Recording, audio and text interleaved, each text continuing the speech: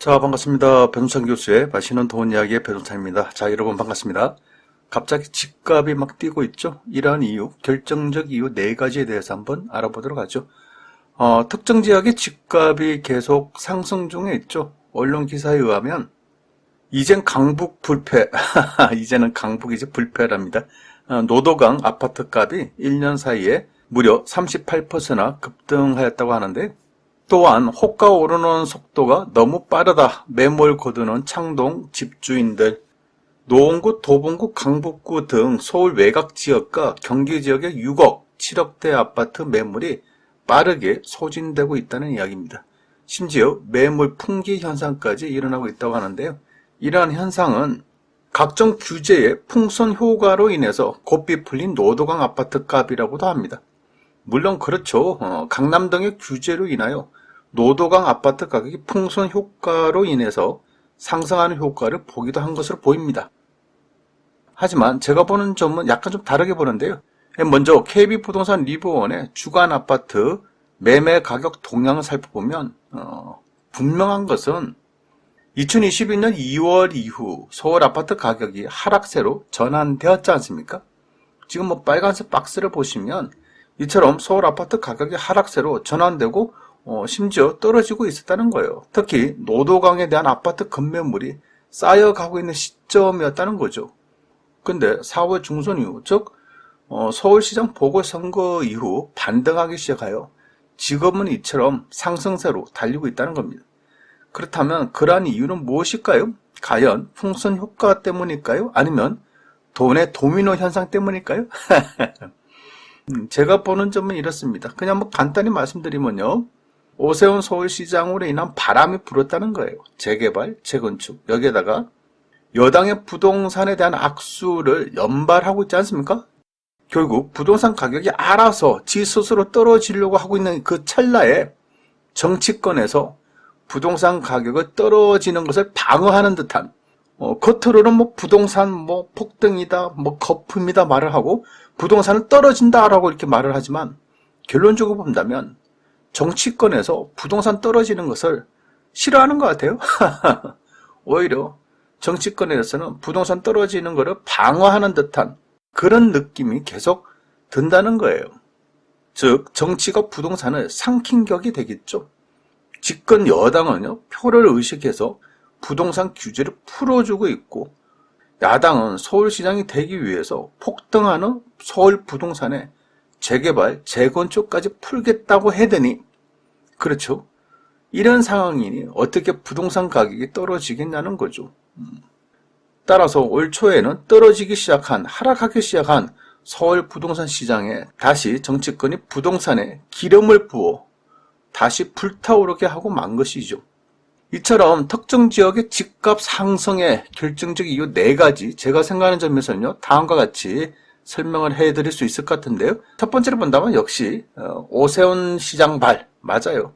재건축, 재개발 이슈, 이건 빼도 박도 못하는 거 아니겠습니까? 이 부분에 대해서는 누구나 다 알고 있는 사실이라서 굳이 자세히 설명할 필요는 없어 보이고요. 두 번째로 본다면 양도소득세 비과세 상향 9억에서 12억이죠. 요것도 크다라고 봐야죠. 1가구 1주택이고 내가 현재 11억 원짜리를 가지고 있다. 그런데 양도소득세 비과세 혜택이 9억까지라서 나머지 금액에 대한 양도소득세가 부과되지 않습니까? 그런데 더불어민주당에서는 양도소득세 비과세를 상향해서 12억을 한다는 거 아닙니까? 그러면 어떻게 되겠습니까? 여러분 같으면 이 시국에 11억대 하는 아파트를 팔겠어요? 팔고 양도소득세를 부담하시겠어요? 몇천만 원을? 그렇죠. 누구나 다 현재 10억, 11억대 하는 아파트를 가지고 있는 사람이라면, 아니 더불어민주당에서 양도소득세 비과세 상향을 12억까지 해둔다는데 지금 팔 이유는 전혀 없어 보인다는 얘기예요. 따라서 매물이 없어지겠죠. 그리고 버티니까 양도소득세도 비과세도 상향하네. 그러면 또 버티면 혹시 양도소득세가 다음에는 더 줄어들지 않을까? 이렇게 기대감을 가지고 있다는 거예요. 그러니 매물이 없어. 판단한 사람이 없어요. 기다리면 떨어지겠지라고 생각하니까.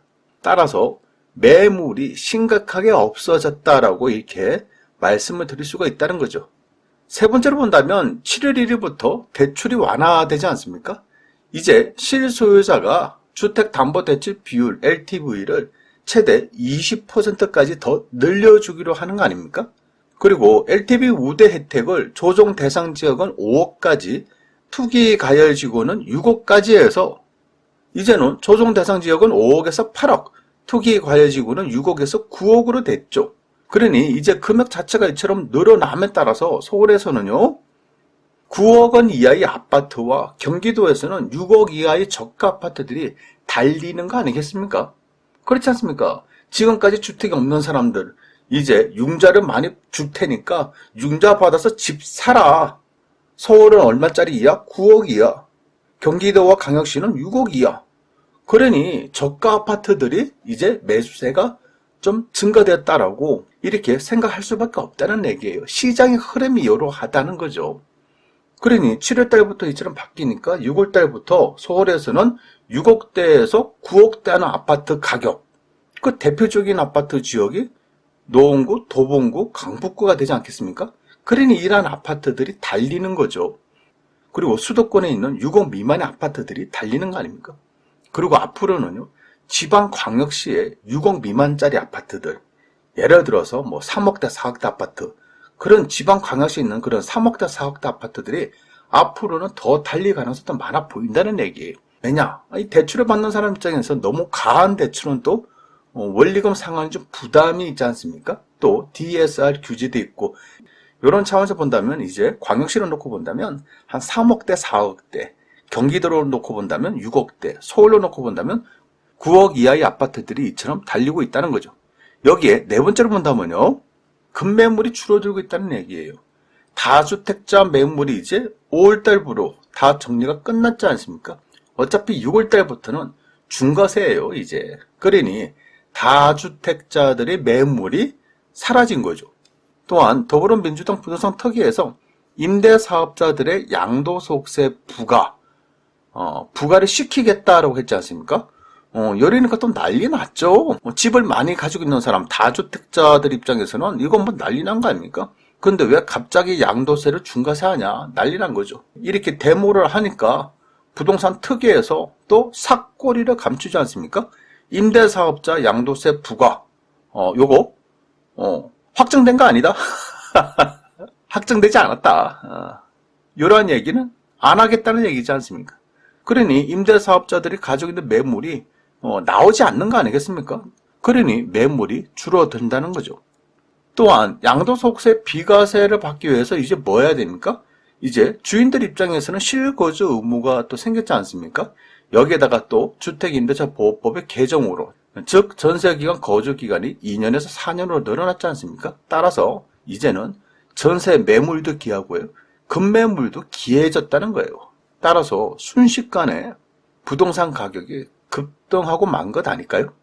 결국 정부는요, 올해 초부터 다가온 부동산 가격을 잡을 수 있는 절대 기회에서 다시 한번 잡지 못하는 악수를 두는 듯 하고요.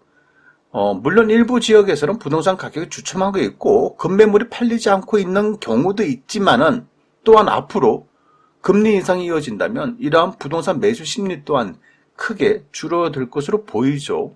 그래서 앞으로 부동산 가격이 떨어질 이유도 분명히 존재하는데, 지금의 부동산 시장은 혼돈 그 자체라고 말씀을 드릴 수가 있을 것 같아요. 이상까지 배종찬 교수의 맛있는 도움 이야기였습니다. 감사합니다.